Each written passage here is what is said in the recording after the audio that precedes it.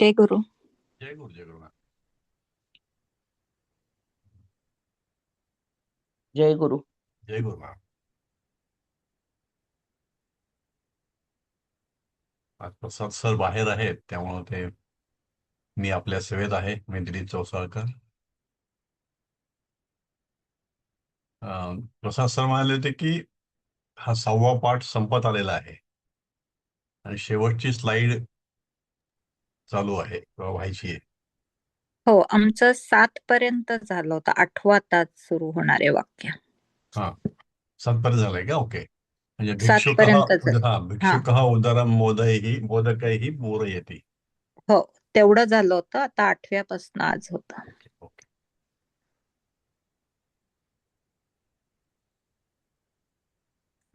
तिघच जण आलेले. सुरुवात करू तसा. लता कुलकर्णी मॅम, तुम्ही हे वाचाल का? हो 8वा पाठ, हो 8 हो ओळी. हो सर. या. सह स्कंदे दुकुलम धारयति. हम्म. तो ह्या वाक्यामध्ये खांद्यावर, हा हा पुढचं बोला. वाचायचंय ना. हो तो वाचा. खांद्यावर दुपट्टा धारण करतो. ओके. आता ह्यामध्ये 2 वाचायचे का? हे नाही, हे तर एक पुरुष सध्या. ह्या बर. वाक्यामध्ये काही न समजलेलं असं वाटतं का? सह म्हणजे तो, स्कंदे म्हणजे तो सप्तमी, खांद्यावर, खांद्यावरती. हो. दुकुलम नाही, म्हणजे दुपट्टा, दुपट्टा किंवा दुपट्टा. उपरमा. धारयति धारयती म्हणजे हे धारण करतो. धारण करण्यावरून तयार झालेलं क्रियापद. नाही, धारण करतो. सोपं आहे. साधं सोपं वाक्य एकदम.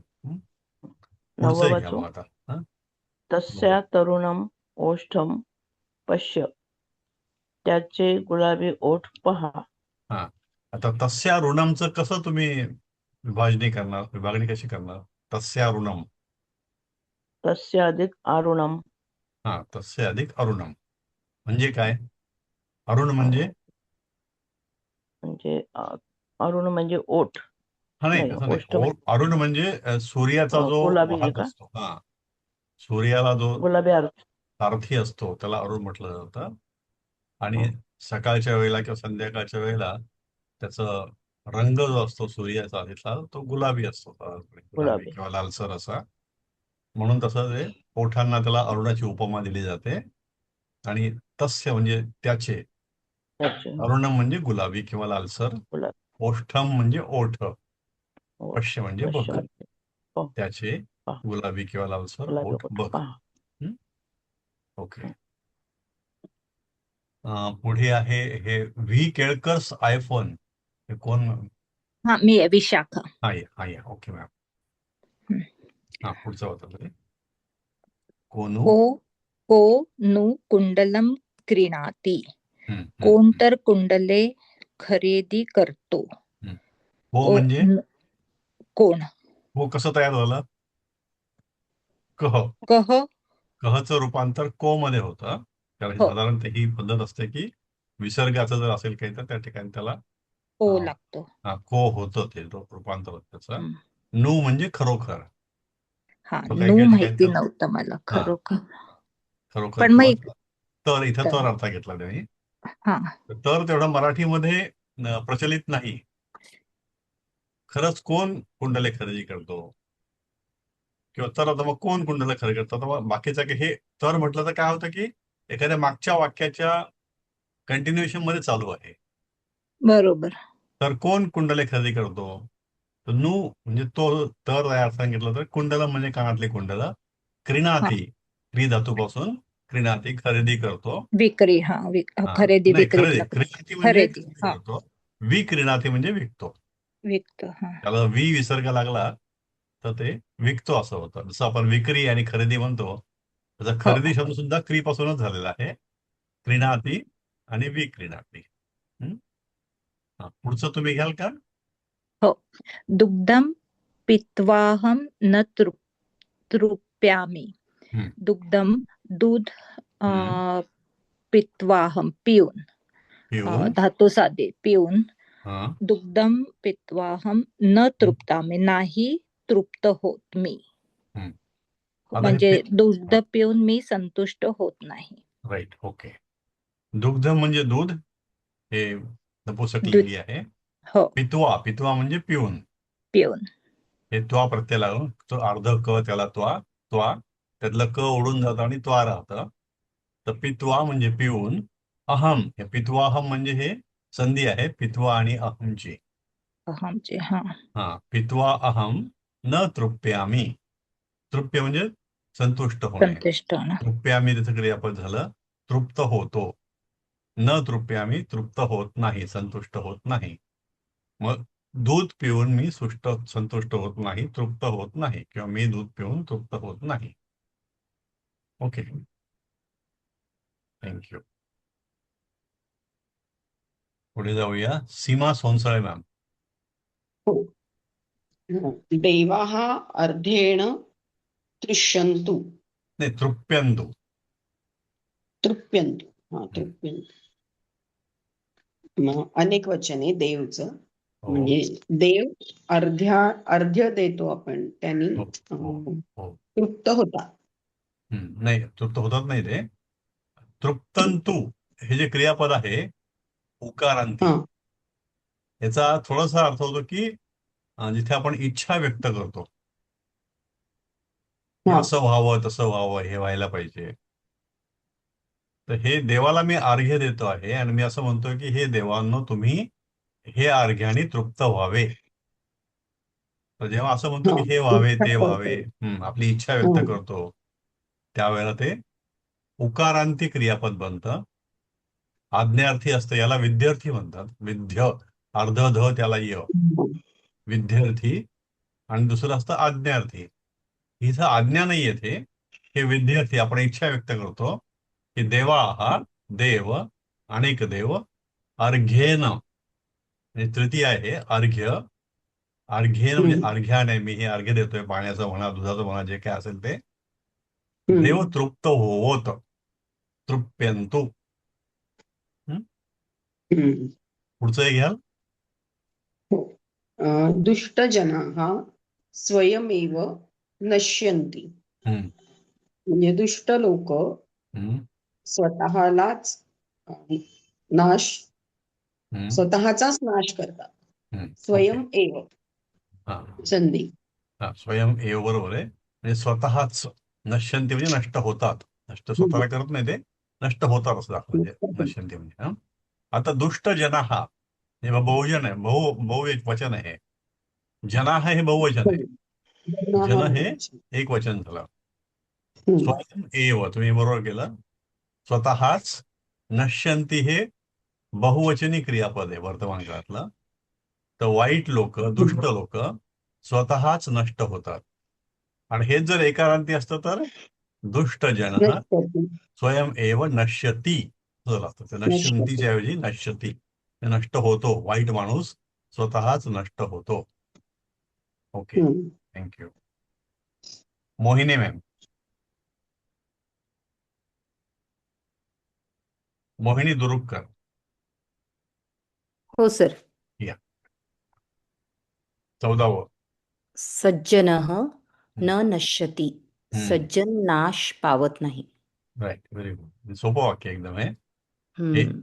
कसं नश्यतीवरून हे एक वचनी आहे. वरचं नव्हतं ते नश्यंती होतं, बहुवचनी होतं. आणि हे नश्यती आहे. सज्जन नष्ट पावत नाही, नाश होत नाही. पुढचं घ्या. सः मोदकान भक्षयित्वा पुष्यति. हम्म, तो लाडू खाऊन पुष्ट होतो. ओके. सहा मोदकान नाही म्हणायचं, ते न जे आहे ते हलंत न आहे. मोदकान. हलंत आहे तर फास्ट वाचायचं. हा, मोदकान मोदकान भक्षयित भक्षयित्वा, भक्षण पुष्ट. करून, खाऊन. पुष्य म्हणजे पुष्ट होणे, पुष्ट होतो. सहा मोदकान भक्षयित्वा पुष्यती, तो मोदक खाऊन पुष्ट होतो. पुढचं वाचा तुम्ही परत, त्याच्यात लिंक मध्ये आहे म्हणून. सः घृतेन पुष्यति. हा. तो तुपाने पुष्ट होतो. हम्म. सह घृतेन हे तृतीय झालं. वरती काय होतं? मोदकान भक्षयित्वा, मोदक खाऊन असं होतं. आता इथे घृतम पित्वा असं नाही म्हटलेलं, त्यांनी डायरेक्ट घृतेनच म्हटलं नुसतं. खाली पण त्याला घृतम पित्वा असं म्हणता आलं असतं, हे दूध पिऊन. तसं न म्हणता त्यांनी तृतीय वापरला, घृतेन तुपाने, मोदक खाऊन तुपाने पुष्यते. पुष्यते. सहा घृतेन पुष्यते, म्हणजे ही तृतीय वापरता येतं किंवा मोदकान भक्षयित्वा असंही करता येतं. Okay, thank you. कुठे काही कळलं नाही सांगा मला, किंवा काही तुम्हाला शंका असेल किंवा काही विचारा वाटलं तर थांबवा मला तिथे. ओके. हो सर. विद्या तेंडोलकर मॅडम. सा बाला वस्त्राणि सीव्यति. हम्म, हम्म, ती Right. मुलगी कपडे शिवते. हम्म, शत्रवः परस्परं युध्यन्ते. हम्म. शत्रू एकमेकांशी युद्ध करतात. ओके. आता हे 17वं वाक्य आणि 18व्या वाक्यात तुम्ही काय फरक कराल? म्हणजे एखादं वाक्याचं स्वरूप पाहून हे तुम्हाला. हा, सा बाला हे जे काही एकच येते सांगा. मुलगी आहे, ओके, म्हणून ते सिव्यती आलंय. ओके. इथे पण शत्रू हे शत्रवः, हा, म्हणजे अनेक शत्रू आहेत पण तिथे ओके, ते, ओके, म्हणून ते युध्यन्ते आलंय ओके, ओके. असं चालेल. वाटतं मला. गुड. हो, नाही, ठीक आहे, चालेल, नो प्रॉब्लेम. सा हम्म. बाला स्त्रीलिंगी एकवचनी, हो वस्त्राणी अनेक वस्त्रे. वस्त्रम असतं तर एक वस्त्र, हो पण क्रियापद सिव्यती आहे. तर अनेक वस्त्र जरी शिवले तर ते वस्त्र किती शिवले यावरून क्रियापद नाही ठरत. सा बाला, ती मुलगी शिवते. हा सा बाला सिव्यती, वस्त्राणी असो हो की वस्त्रम असो. ओके. दुसरं हा हम्म, शत्रवहा, हे हम्म, शत्रूचं बहुवचन, शत्रवहा. हो परस्परम एकमेकांशी, हम्म, युध्यन्ते युद्ध करतात, हे बहुवचन झालं. आता हो इथे आपण बरोबर. पाहू शकतो की सिव्यती आणि युध्यन्ते हे दोन्ही वेगवेगळ्या हम्म, प्रकारचे क्रियापद आहेत. सिव्यती जे आहे ते परस्मैपदी आहे आणि हा हा युध्यन्ते जे आहे ते आत्मनेपदी आहे. हम्म. शत्रू आपसात लढतात हे सांगण्याकरता आत्मनेपदी, कारण युद्ध जे आहे, युद्ध क्रियापद जे हम्म, आहे त्याचं नेहमी आत्मनेपदीच असतं. म्हणजे अनेक जरी हम्म. त्या ठिकाणी शत्रू असले तरी ते आत्मनेपदीच राहील. ते जसं वरती हा आपण बघितलं की तृप्यंतु हे विद्यार्थी क्रियापद आहे. नश्यंती, नश्यती, पुष्यती, पुष्यती, सिव्यती हे सगळे परस्मैपदी क्रियापद आहेत. हम्म. युध्यंती जे आहेत, युध्यंते जे आहे ते आत्मनेपदी आहे, ज्याचा परिणाम फक्त स्वतःवर होतो. शत्रू आपसात लढतात एकमेकांशी आणि मरतात किंवा युद्ध जिंकतात किंवा हारतात. त्यांचा परिणाम त्यांच्या आपसामध्ये होतो. पण त्या टापात युद्ध जे क्रियापद आहे, युद्ध, ते क्रियापद हे हम्म. आत्मनेपदीच आहे. ओके, हा राईट. आता आपण रिपीट स्टेजला आलो परत. लता कुलकर्णी मॅम खाली आहे वाटतं कोणतरी. वाचू का सर मी? हो, वाचा. छाया कावडे. छायाताई आहेत का? हो आले मी आता. हा, वाचा तुम्ही छायाताई, नंतर मी असते ना. हो, छायाताई आहे. कुठलं सुरुवातीचं घ्यायचंय का? नाही नाही, इथे 19 19वा घ्यायचा. 19वा घ्यायचा. 19 आणि 20. 19. हो. त्वं त्वं वा प्रतिमां द्रष्टा किमर्थं हृष्यसि? हम्म. तू ती प्रतिमा बघून का आनंदित होतोस? ओके, हे वाटलं तुम्ही. ते अं, 19वा राहिलं. हो, राहिलं. अरे बर, ते घेते. सहधनं प्राप्य हृष्यसि.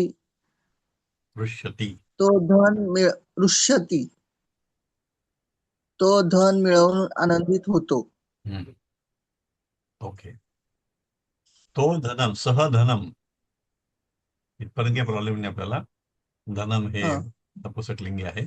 प्राप्य, प्राप्यम. प्राप्य हे पाहिलं आपण तर वरती आपण काय बघितलंय? भक्षयित्वा. भक्षयित्वा म्हणजे खाऊन. इथे आपण काय हा. म्हणतो? प्राप्य. वरती प्राप्यम. जे आहे भक्षयित्वा 15व्या मध्ये, हा. त्याच्यामध्ये काय आहे? त्वा प्रत्यय आहे. भक्ष भक्षयित्वा. धातू आहे त्याला हा त्वा प्रत्यय लागलेला आहे.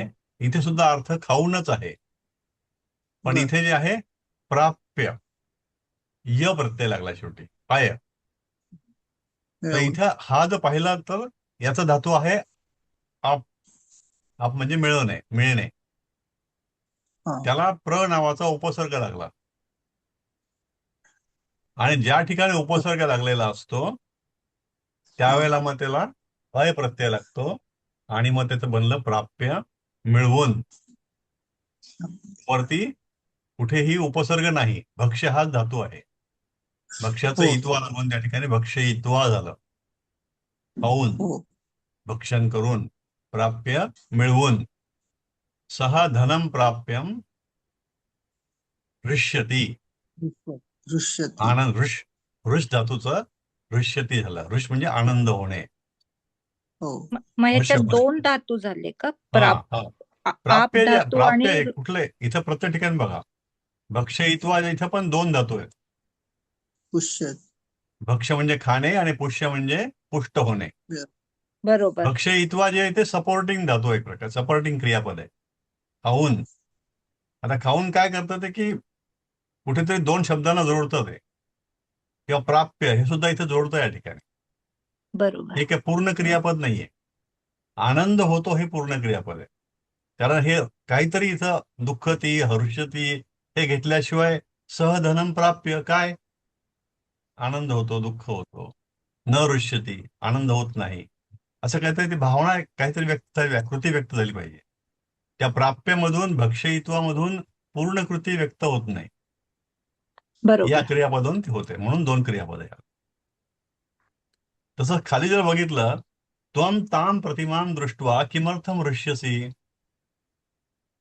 ताम म्हणजे ती, त्वम तू, प्रतिमाम, प्रतिमा म्हणजे नपुसकलिंगी, प्रतिमेला, प्रतिमा बघून द्वितीया. दृष्ट्वा हे पण तसंच आहे, भक्ष्यत्वा सारखं दृष्ट्वा. किमर्थम कशासाठी, हृष्यसी आनंदी होतोस. तर वरती बघितलं आपण, तिथे हृष्यती आहे. सह हृष्यती तो आनंदी होतो. त्वम हृष्यसी तू आनंदी होतोस. इथे सी आहे, इथे ती आहे. आपण फार सुरुवातीला शिकलेलं आहे, अगदी आठवत असेल आपल्याला. हो. ओके, आता खाली संपलं. आता हो आता कोण इथे, मग लता कुलकर्णी. मी हा हो. प्राणायामेन मनः शाम्यते. प्राणायामाने मन शांत होते. ओके, आता हे अत्र प्राणा. मा हा हा ओके, बोला. अत्र मा स्थिवतु. हम्म. येथे थुंकू नये. ओके, प्राणायामेन. आपण जेव्हा जिथं हलंत नसेल ना तिथं पूर्ण उच्चार करायचा. प्राणायामेन हा. मनः प्राणायामेन शाम्यती. हा, शांत शांत होते. शम धातूपासून शांत शाम्यती. शांत. प्राणायामेन तृतीया विभक्ती. हो. इतकं सोपं वाक्य आहे. अत्र इथे, मा म्हणजे नको, नको. ठिव, ठिव म्हणजे थुंकणे, थुंकणे. आणि ठेवतो ठिवतू म्हणजे घेतलं त्यांनी. ठिवतू ही या ठिकाणी एक प्रकारे आज्ञार्थी आहे. अच्छा. मा इथे थुंकू नका, म्हणजे आपण नेहमीच्या नको. सूचना असते तशी येथे थुंकू नये. त्या 12व्या वाक्यात हो. आपण काय बघितलं, देवः अर्घ्येन तृप्यंतु. देव हो. अर्घ्याने तृप्त होत, अशी आपण इच्छा व्यक्त केली. आणि इथे काय करतो आपण, अत्र मा ठिवतु, हे दोन्ही उकारांती आहे. इथे हो. थुंकू नये, इथे थुंकू नका. इथे थुंकू नका किंवा थुंकू नये एक प्रकारची आज्ञा आहे ती. म्हणजे आज्ञा आणि इच्छा व्यक्त करणे, विनंती करणे, आशीर्वाद देणे, ह्यासाठी जे क्रियापद असतात ते बहुतेक सगळे उकारांती असतात, आणि त्याला विधिलिंग लकार म्हणलं जातं. आपण लकार काही बघितले असतील ते. वर्तमान काळाला काय म्हणतात, आठवतं काही? लटका. हा, लटकार तर आहे ते. कोणता लकार, लट लकार. लटलट. लट लकार म्हणजे वर्तमान काळ. तसं इथे विधिलिंग लिकार म्हणजे इथे विनंती किंवा आज्ञा केलेली असते, क्रियापद स्वरूप असतं ते, उकारांती असतं. ठिवतु, तृप्यंतु असे वेगवेगळे. तर हे असे 22 वाक्य आपण ह्या पाठामध्ये बघितलेले आहेत. मला एक विचारायचंय. हा. आपण सुरुवातीला जी वाक्य शिकलो तिथे पण एकच होतं ना, मा गच्छ, हम्म. तसं तर किंवा ते जे वा आहे ते तिष्ठ, हो, त्याच्यात येस ह्याच्यात येस. काय फरक आहे? हा. तर ते कसं होतं की अधम आपण त्या त्वम अत्र तिष्ठ हा. तत्र मा गच्छ, हे आपण सरळ सरळ आज्ञार्थी वाक्य काढलेलं आहे. आणि ते कुणाला केलेलं आहे? फक्त ते समोरच्या व्यक्तीला केलेलं आहे. जसं आपण मराठीमध्ये पहिलीला असताना शिकलो असेल कदाचित, तर त्यावेळेला आई कमळ बघ, हो. अगदी साधं सवं वाक्य होतं ते. तसं हे वाक्य होतं की असं करू नको. तर ते जे होतं ते वाक्य कसं होतं की समोरच्या व्यक्तीला ऍड्रेस करून होतं ते, हा. म्हणजे मध्यम पुरुषाला. इथे हा. कसं आहे की देव इथे उपलब्ध नाहीयेत, प्रथम पुरुषी येते. हो. अत्रमाश ठेवतो, जो कोणी त्याला उद्देशून येते. म्हणजे जर या ठिकाणी वेगवेगळे पुरुष असतील तर क्रियापद स्वरूप बनतं. आपण जे सुरुवातीला बघितलं होतं ते सगळे मध्यम पुरुष. हा. आता हे बघतोय आपण ते प्रथम पुरुष आहे. उपलब्ध नसलेल्या व्यक्तीबद्दल क्रियापद कसं असेल की त्यांनी असे करावे, त्यांनी असे व्हावे, त्यांनी असं करू नये. कोण समोर आहे हे माहित नाही, पण एक फिक्स हा. स्टेटमेंट असल्यासारखं. हा, तसं म्हणून नाही, आपण हे समोर नसलेल्या व्यक्तीबद्दल बोलतोय. मग तो कोणी असेल, तो शिक्षक असेल, मुलगा असेल, मित्र असेल, मैत्रीण असेल, त्यांच्याबद्दल आपण इथे बोलतो आहोत. तर त्यावेळेला ते उकारांती, इच्छा व्यक्त करणारं किंवा आज्ञा देणारं. जेव्हा राजा सांगतो त्या ठिकाणी प्रधानाला जाऊन सांगा, त्याने हे केलं पाहिजे, तर त्यावेळेला तो काय सांगतो की समोरच्या माणसाला सांगतो की त्याला जाऊन सांगा. त्यावेळेला ते वाक्य राहील ह्या आज्ञार्थी. उकारांतीचं. वदंतो, त्या ठिकाणी तसं जाऊन सांगा, तसं बोला आहे. हे आज्ञार्थी आहे, ते तेव्हा डायरेक्ट आज्ञार्थी आहे, पण ते कम्युनिकेशन होतं आणि इथे डायरेक्ट कम्युनिकेशन नाही. नाही. हो, करेक्ट आहे.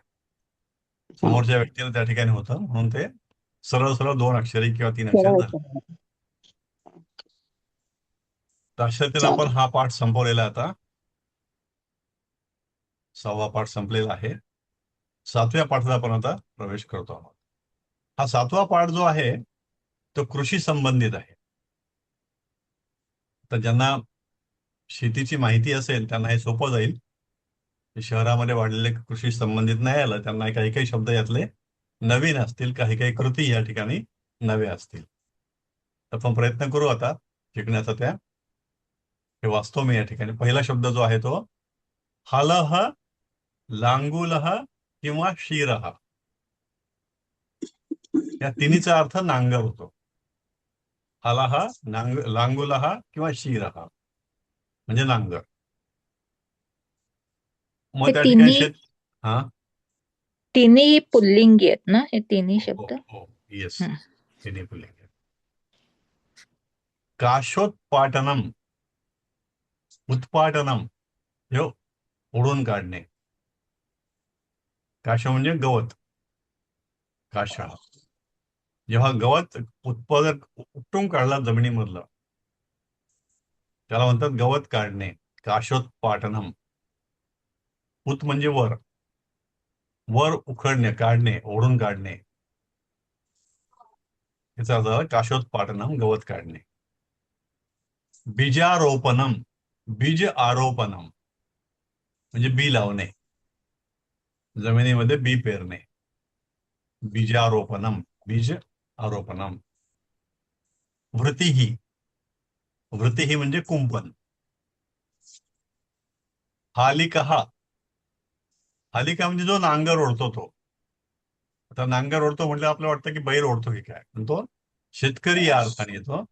हालिकहा म्हणजे शेतकरी. औक्षकम म्हणजे जेव्हा अनेक बैल असतात, बैलांचा तांडा, बैलांचा समूह, त्याला म्हणलं जातं औक्षकम. चूर्णी, हे जनावरांना खाण्याकरता दिलं जातं, बैलांना, गायींना, म्हशींना. धान्य असतं, ते धान्याची चूर तयार करतात त्यांना खायला सोपं जावं म्हणून, किंवा जो चारा असतो ज्वारीचा किंवा बाजरीचा किंवा गव्हाचा, त्याचे बारीक बारीक तुकडे करतात आणि त्यांना खायला देतात त्या ठिकाणी. त्याला चुरणी संस्कृत शब्द आहे, मराठीमध्ये त्याला आपण चुरी म्हणतो धान्याची. आठवं जे आहे ते तूल शर्करा. तूल म्हणजे कापसा संबंधी, शर्करा म्हणजे गोडसर. म्हणजे कापसामधलं जे बी असतं त्याला आपण सरकी म्हणतो, ते सरकी डायरेक्टली किंवा त्याची ढेप करून जनावरांना खायला दिली जाते. सरकी जेव्हा खायला दिली जाते तेव्हा तिला संस्कृत शब्द आहे तूल शर्करा. ही सरकी दिल्यामुळे काय होतं की गायींचं किंवा म्हशींचं त्या ठिकाणी पोषण होतं आणि त्यांचं दूध चांगलं मिळतं. दुधाची क्वालिटी चांगली असते आणि दूध भरपूर मिळतं. ते सरकी हे गाईला, म्हशीला दिलं जातं. आणि त्या सरकीपासून किंवा इतर गोष्टीपासून सुद्धा आणखीन एक वेगळं खाद्य केलं जातं, तिला म्हणतो मराठीमध्ये ढेप. त्याला संस्कृत शब्द आहे खल्ली. तूल शर्करा आणि खल्ली हे गाईला आणि म्हशीला खायला द्यायचं खाद्य त्यांचं. तूल शर्करा हे म्हणजे फक्त कापसामधलं जे बी असतं त्याला सरकी म्हणतात, त्यापासून केलं जातं. आणि खल्ली मात्र केव्हा केव्हा इतर गोष्टींची पण असते. सरकीची जास्त असती, किंवा शेंगदाण्याची असते, किंवा दुसऱ्या कुठल्याही ज्यापासून तेल बनतं. तेल बनल्यानंतर जो काही पदार्थ उरतो त्या तेल बियांचा, त्यापासून ढेप केली जाते. करडई वगैरे आहे. करडई पण असते, शेंगदाणा असतं, सरकी असतं, शेंगदाणे. ज्या गोष्टीपासून तीळ. तेल. हो. ते जनावर आवडीनं पण खातात आणि त्यात त्यांचं पोषण पण. दुसरं गवत, जे जनावर गवत खातात. आता इथे आपण दुसऱ्यामध्ये काय बघितला, काश हा शब्द बघितला. इथे घास हा आहे. जे गवत जनावरांना खायला दिलं जातं, ओलं गवत, हम्म. त्याला घास हा म्हणतात, गवत. नंतर काही शेतीमधल्या क्रिया आहेत. ह्या 11 ते 14 मध्ये 4 क्रिया दिल्या आहेत त्यांनी. निर्दलनम, शूरप्रणम, विचयः आणि त्रोटनम. निर्दलनम म्हणजे निंदणी करणे. या ठिकाणी पिकांमध्ये निंदणी करतात किंवा त्याला मळणी पण केली जाते. जेव्हा कणसामधलं धान्य वेगळं केलं जातं, निर्दल, दल म्हणजे त्यातलं बी, बी काढून टाकणे, हे निंदणी करणे. एक म्हणून एक दल, द्विदल धान्य असतं. तर दिल म्हणजे त्याचे, दल म्हणजे त्याचे भाग त्याचे, आणि निर म्हणजे बाजूला करणे. क्षूर प्रणम, क्षूर म्हणजे धारदार असं काहीतरी. त्याचा वापर करून काय करतात, जमिनीमधलं गवत काढलं जातं, खुरपणे म्हणतात त्याला. जेव्हा मुख्य पीक लावलेलं असतं, ते गहू असेल, ज्वारी असेल, भाजी असेल, तर हे लावल्यानंतर ज्या ठिकाणी ते लावलेलं असतं आजूबाजूला दुसरं गवत पण येतं. मग ते गवत काय करतं की पाणी शोषून घेतं, स्वतःची वाढ करतं, आणि मग ते बाजूचे मुख्य पीक असतं त्याच्या आरोग्यावरती परिणाम होतो. त्याच्या वाटेचं पाणी ह्याला मिळतं, मग ते काढून टाकण्याकरता काय करतात, खुरपणी करतात. एखाद्या धारदार धातूने ते काढलं जातं. विचय, हा आवाज गेलाय का? आवाज येतोय? नाही, हो, येतोय येतोय येतोय सर. सर आवाज. येतोय. कारण इथली नावं गेली, मला वाटलं काय झालं. हा. नाही, येतोय आवाज, व्यवस्थित येतोय. विचय हा म्हणजे वेचणी. आता कापूस असतो, कापसाची जेव्हा बोंड तयार होतात तेव्हा तो पांढरा भाग असतो, प्रत्येक बोंडामधून तो असा वेगळ्या वेळेला काढला जातो. किंवा फळं असतात, ही फळं पण काढली जातात, फुलं पण वेचली जातात. तर हे विचया, हा चय म्हणजे चयन करणे. विचया म्हणजे चांगल्या प्रकारे चयन करणे, वेचणी करणे. त्रोटनम, ते तोडणे. फुलं तोडतात, फळं तोडतात, कणसं तोडतात. तर हे त्रोटनम. ह्या काही क्रिया आहेत, काही यातले ऍक्टिव्हिटी आहे, काही वस्तूंची नावं आहेत, उपकरणांची, काही खाद्यपदार्थाची नावं आहेत. ही अशी पण नावं इथे 14 वाचली. हलह लांगुलह शिरह नांगर, काशोत्पाटनम गवत काढणे, बीजारोपणम बी लावणे, वृत्ती म्हणजे कुंपण, हालिकहा म्हणजे शेतकरी, औक्षकम म्हणजे बैलांचा ग्रुप किंवा तांडा, चूर्णी म्हणजे भुसा, तूल शर्करा म्हणजे सही किंवा कापसाचं बी, खल्ली म्हणजे ढेप, घासहा म्हणजे गवत, निर्दलनम म्हणजे निंदणी करणे किंवा मळणी करणे, शूरप्रणम म्हणजे खुरपी करणे, खुरपणे, विचया म्हणजे निवडणे, वेचणी करणे, आणि त्रोटनम म्हणजे तोडणे. तर हे अशी शेतीमधली काही माहिती आपल्याला. तर ते स्टार करून शेतकरी म्हटले होतं त्याचं काय? हा तेच खाली हे कारण काय की हे नांगर त्याच्या ओढणारा म्हटलं आपण. संकल्पात आहे का? हल म्हणजे नांगर, हो, हालिकह म्हणजे नांगर ओढणारा. शेतकरी. अच्छा, तर हा, काय इथं नांगर शेतकरी. ओढणारा शब्द होता. असं वाटतं की एखादा नांगर ओढणं म्हणजे बैल पण होतं ना, हो, म्हणून ते कन्फ्युजन होऊ नये म्हणून खाली शेतकरी लिहिले. इथं लिहायला जागा नव्हती म्हणून खाली लिहिलं. हो, आलं लक्षात. तर हे 4 शब्द जे याचे पुन्हा निर्दलन म्हणजे दाबून किंवा मळून दाणे वेगळे करणे, क्षूरप्रण म्हणजे खुरप्याने किंवा कात्रीने छाटणी करणे, विचय म्हणजे चांगल्या बिया पिकं यांची निवड करणे, निवड चयन तसा क, त्रोटन म्हणजे फांद्या कणसे फळं तोडणे. असं हे पुन्हा वेगळा अर्थ लिहिला आहे. आता आणखी काही क्रियापद आपल्याला आहे इथे. जलसेचनम 15व. आपण सिंचाई करणे माहिती, सिंचन माहिती आपल्याला. जलसिंचन विभाग.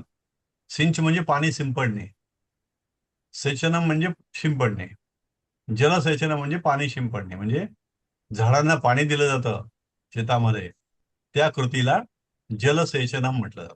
त्या सेचनम वरूनच सिंचन तयार झालं. प्राजणी.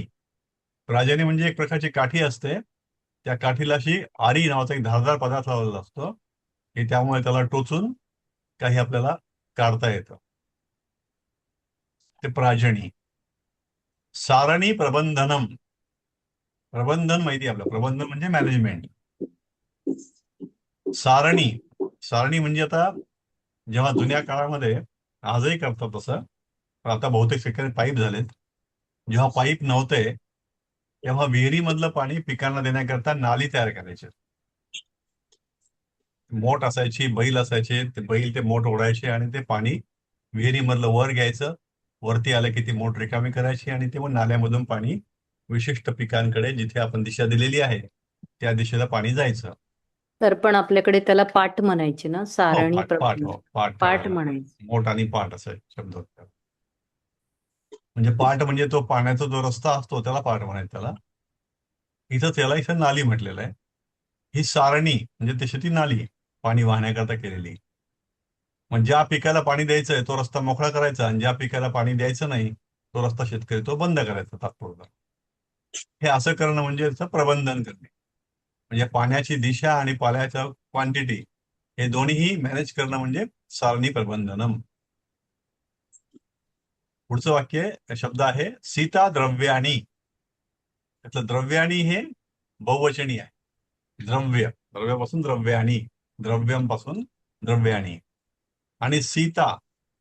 सीता म्हणजे जमिनीमधली रेघ. जेव्हा नांगरलं जातं तेव्हा नांगरताना आपण बघितलं असं की ते शेताच्या नांगराच्या फाळामुळे एक विशिष्ट रेघ तयार होते. जसं फाळ पुढे जातो तो रेघ करत जातो. तर ती रेघ जी आहे ती सीता द्रव्याणी सीता होती, तिला सीता म्हणलं जातं.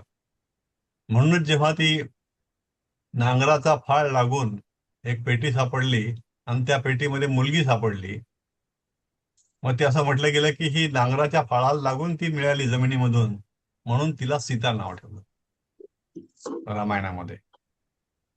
म्हणजे हे कृषीमधला एक शब्द पण येतो शेतीमधला. सीता. सीता म्हणजे जमीन नांगरताना पडलेली रेघ. द्रव्याणी म्हणजे पदार्थ वेगवेगळे. किंवा वेगवेगळ्या अवजारं, हत्यारं. याचा जनरल अर्थ असा की शेतीसाठी लागणारे जे वेगवेगळे उपकरणं आहेत त्याला म्हणायचं सीताद्रव्याणी. मग काही या ठिकाणी नावं पण दिली खाली. अशा हे सीताद्रव्याणी कोणते कोणते असतात? कुठारहा, कुऱ्हाड. लवित्रम, विळा किंवा कोयता. खनित्रम, कुदळ. प्रावनम, फावडे. हे शब्द आपल्याला कधी ऐकून माहिती असतील किंवा वापरतात असतात एक वेळेला. कुऱ्हाड बहुतेकांना माहिती असतं, विळा माहिती असतो आपल्याला, कोयता माहिती असतो. कुदळ आणि फावडे ही बहुतेक जोडी असते खनित्रम आणि प्रावनमची. हे कुदळीनं जमीन खोदतात आणि फावड्याने बाजूला माती करतात. तर हे 4 या ठिकाणी अवजारांची नावं दिलेली आहेत. कुठारहा, लवित्रम, खनित्रम, प्रावनम. आता या ठिकाणी शेतांची रक्षण करण्याकरता जे शब्द आहेत ते पुढे दिलेले आपल्याला. परिरक्षणम म्हणजे रक्षण करणे, राखण करणे. एक पिकांचं रक्षण करण्याकरता मोठं काम असतं शेतकऱ्यांचं. आणि हे परी म्हणजे सर्व बाजूनी. परी हा उपसर्ग गेला असेल आपल्याला. परीचा अर्थ होतो की सगळ्या बाजूनी, सगळीकडे लक्ष ठेवून पिकाचं रक्षण करावं लागतं, शेताचं रक्षण करावं लागतं. त्याला म्हटलं जातं परिरक्षणम. नंतर रात्री जागून जेव्हा तो रक्षण करतो तेव्हा त्याला म्हटलं जातं जागरणम. दुसरी एक क्रिया असते शेतीमधली खगोद्वेजनम. खगोद्वेजनम म्हणजे खग म्हणजे पक्षी, आणि उद्वेजन म्हणजे त्यांना भीती वाटणे पक्ष्यांना. म्हणजे काही विशिष्ट आवाज करून किंवा घाबरवणे. खोपटीमधून खडे उडवून पक्ष्यांना घाबरवलं जातं, हाकललं जातं.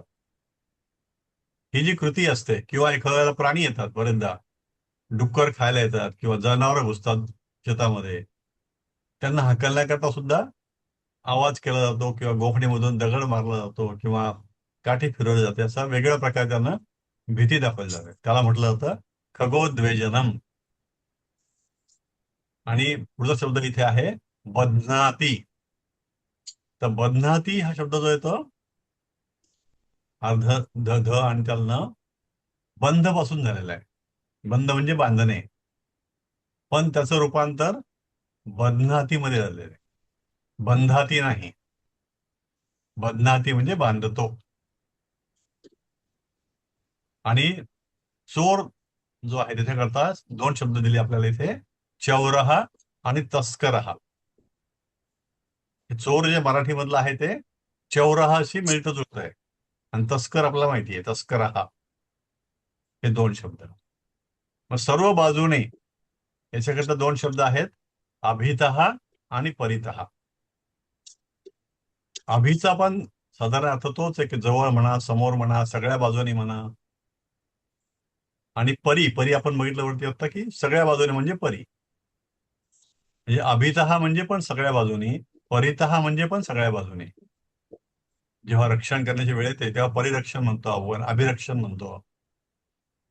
आणि हे तह जे आहे या ठिकाणी, तह म्हणजे त्याचा तस प्रत्यय येतो. तस म्हणजे कशापासून तरी, या बाजूला, इकडे. अभितहा म्हणजे सगळ्या बाजूला, परितहा म्हणजे सगळ्या बाजूला, असा अर्थ जातो. तर हे असे 28 शब्द आपल्याला अभ्यासाला दिले त्यांनी शेतीमधले.